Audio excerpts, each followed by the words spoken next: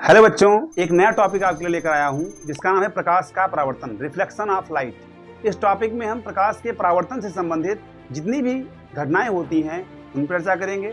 साथ ही साथ हम जानेंगे किसी वस्तु को हम कैसे देख पाते हैं विद प्रैक्टिकली।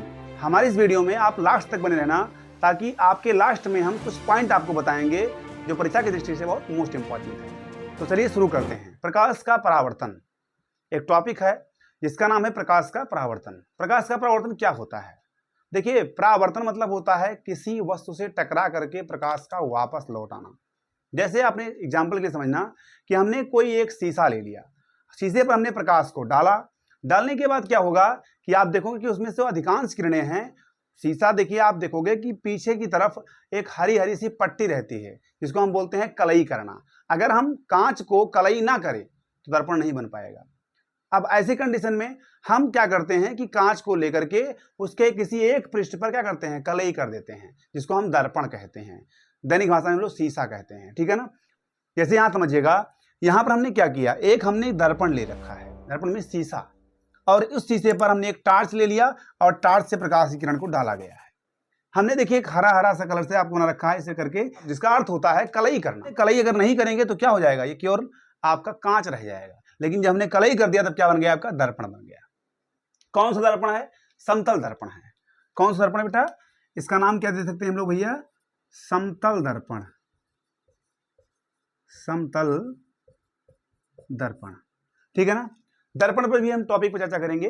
दर्पण दो प्रकार के होते हैं, समतल दर्पण, गोलीय दर्पण, है नहीं।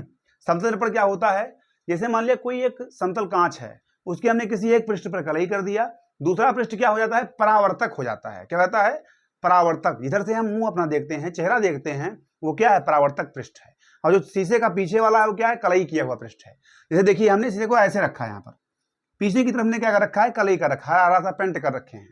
किसका पेंट है? लाल ऑक्साइड का पेंट है, ठीक है ना। अब उसके बाद में क्या बन गया, दर्पण बन गया। हमने यहाँ से प्रकाश की किरण को डाला और डालने के पश्चात क्या हुआ, दर्पण से टकराया और टकराने के पश्चात पुनः उसी माध्यम में वापस लौट गया, ठीक है ना। ये हमने बीच में एक अभिलंब ले रखा है। अभिलंब मतलब क्या होता है, नॉर्मल पॉइंट। हमने एक मतलब मानक मान रखा है कि हम प्रकाश के किरण को इधर से ही डालेंगे और इस तरफ निकल के जाएगी। एक अनुमान लगा लिया है एग्जाम्पल के लिए, ठीक है ना। हमने मान लिया कि अभिलंब से और जो आपतित किरण हमने डाला है उसके बीच में एक कोण बनना है, जिसको हम क्या बोलते हैं, आपतन कोण कहते हैं। और जो किरण हमने डाला था उसका नाम क्या देंगे हम लोग बोलते हैं उसको आपतित किरण। क्या बोलते हैं भैया?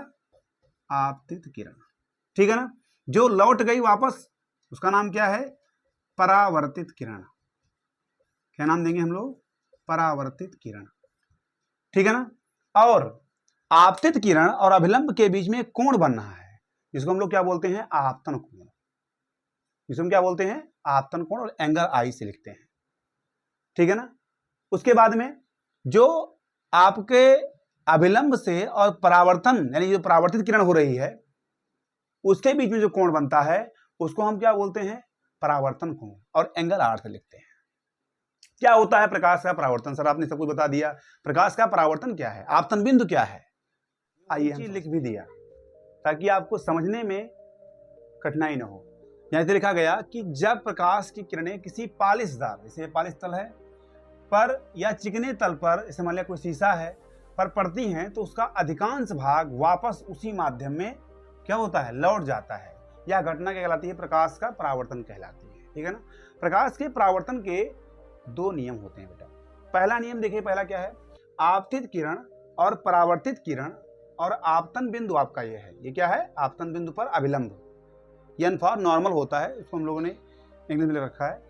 तो आपतन बिंदु पर अभिलंब सभी क्या होते हैं, देखो एक ही तल में तो है, कोई तल छोड़ के बाहर नहीं जा रहा है, कि जा रहा है कोई, ठीक है ना।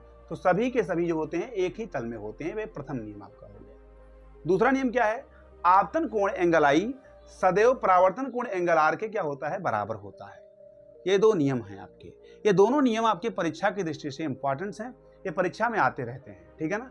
साथ में किसी कॉम्पिटिटिव एग्जाम में भी पूछ लिए जाते हैं, इन पर बहुविकल्पीय प्रश्न पूछ लिया जाता है, ठीक है ना। अगर देखिए जिस कोण पर आपका आपतन कोण होगा ये निश्चित है कि उसी कोण पर आपका परावर्तन कोण भी होगा।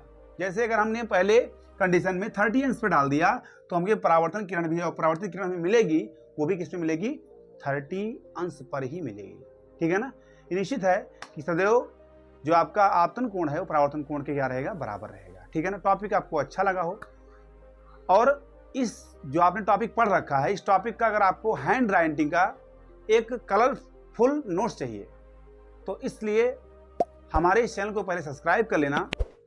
सब्सक्राइब कर लिया ना, तो उसके बाद में हमारे टेलीग्राम लिंक इसके डिस्क्रिप्शन में पड़ा होगा, वहां जा करके उसको आप ज्वाइन कीजिए और वहां पर आपको इस टॉपिक का कलरफुल बिल्कुल फ्री नोट्स मिल जाएगा।